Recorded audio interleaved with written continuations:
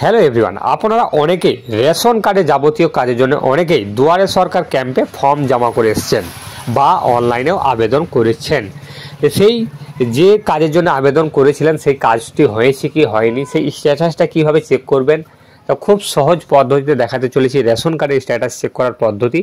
তা আপনাদের হাতে যে মোবাইলটি রয়েছে সেই মোবাইল থেকেও চেক করে নিতে পারবেন বা কম্পিউটার থেকেও চেক করে নিতে পারবেন।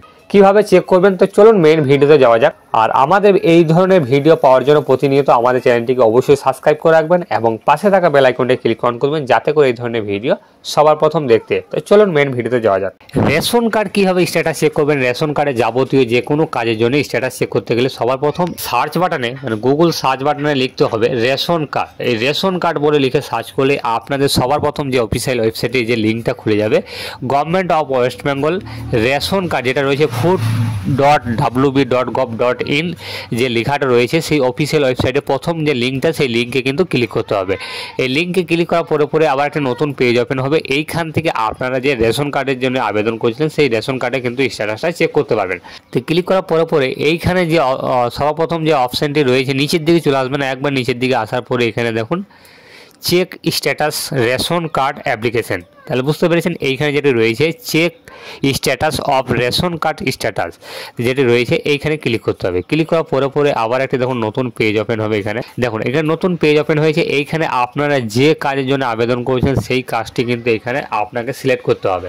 তো সবার প্রথম এইখানে যদি আপনারা নতুন রেশন কার্ডের জন্য আবেদন করেন তাহলে 4 নম্বর রেশন কার্ডের ফর্ম যদি ফিল আপ করেছিলেন তাহলে 4 নম্বর দিয়ে স্ট্যাটাসটা চেক করতে হবে।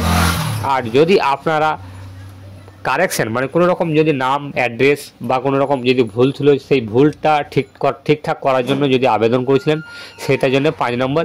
এরকম বিভিন্ন রকম ফর্ম আছে, আপনারা যে ফর্মের জন্য আবেদন করেছিলেন সেই ফর্মটিকে আগে সিলেক্ট করতে হবে। তা আমি নতুন রেশন কার্ডের জন্য আবেদন করেছিলাম সেই জন্য আমি প্রথমেই 4 নম্বরটা সিলেক্ট করলাম।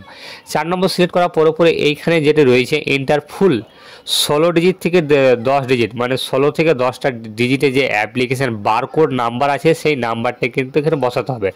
যদি অফলাইনের মাধ্যমে আবেদন করেছেন, যেখানে ধরুন ব্লকে জমা করেছেন বা দুয়ার সরকার ক্যাম্পে জমা করেছেন, সেইখান থেকে কিন্তু একটা রিসিভ কপি দেওয়া হয়েছে সেই বারকোডের নিচে কিন্তু একটা নাম্বার দেওয়া আছে 10 থেকে 16টা নাম্বার। সেই 10 থেকে 16টা নাম্বার কিন্তু এখানে বসাতে হবে। বসিয়ে দেওয়ার পরে এখানে যে ক্যাপচার কোডটা থাকবে নিচে সেই ক্যাপচার কোডটা কিন্তু এখানে বসাতে হবে। বসিয়ে দেওয়ার পরে সার্চ বাটনে ক্লিক করতে হবে।